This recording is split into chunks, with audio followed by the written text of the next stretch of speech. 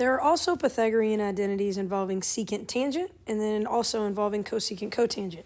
So we want to be familiar with these as well. So 1 plus tangent squared of x is going to be equal to secant squared of x, which we could manipulate and say that tangent squared is equal to secant squared minus 1. That may be something that we're going to need to be able to use. Then you have 1 plus cotangent squared of x is equal to cosecant squared of x. So those are the other two Pythagorean identities.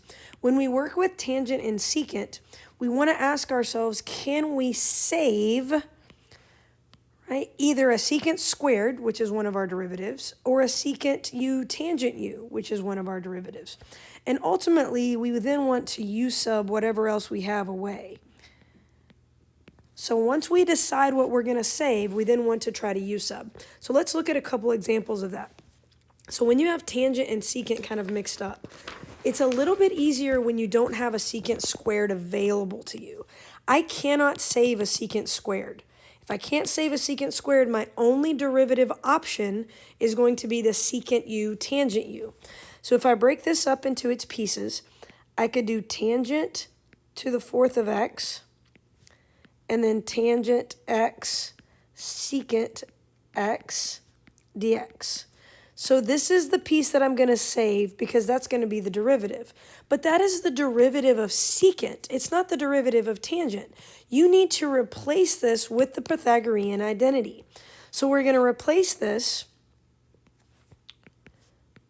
with the secant squared of x minus 1. So you have secant squared of x minus 1, but you have two of those because tangent squared is one of them, and so this is tangent to the fourth. So you have secant squared of x minus 1. Then, and I'm just going to write it in secant x, tangent x form because we're used to seeing it that way. And this can be distributed. So let's go ahead and distribute this. It's a foiling scenario. So we'll write this as secant to the fourth of x minus 2 secant squared of x. And then we've got plus 1. Then you still have your secant x, tangent x, dx. So now I can u sub away. So let's work on the u sub. The u is going to be secant because the du is then going to be secant x, tangent x. So this is now going to be du. And I should be able to replace everything else with something involving u. So we're going to do the integral of u to the fourth minus 2u squared plus 1, and then you've got your du. So now I can do the antiderivative, 1/5 u to the fifth minus 2/3 u to the third plus u plus c. Remember, the antiderivative of 1 is going to give me the u. Okay, equals, and then just go back and plug your secant in. So secant to the fifth of x minus 2/3 secant cubed of x plus secant of x plus c. Don't forget your plus c at the end. Now let's take one more look at a tangent secant one. Looking here, both of these are even exponents. But because I have a secant squared, you could have done this before this lesson today because you have access to the information that this could be du.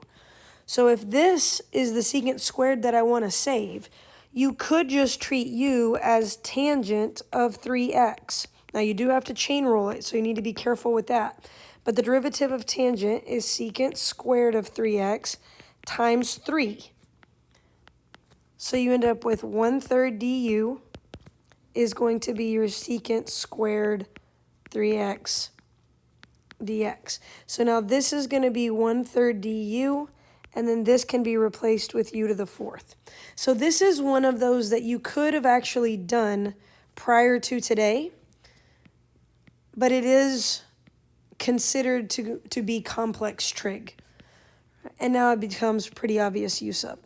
So we'll do 1/5 u to the 5th plus c.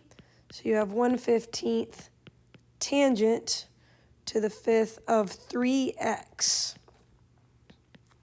Don't forget the 3x. It's tempting to just put an x in places, and you have to pay attention to what the original argument was.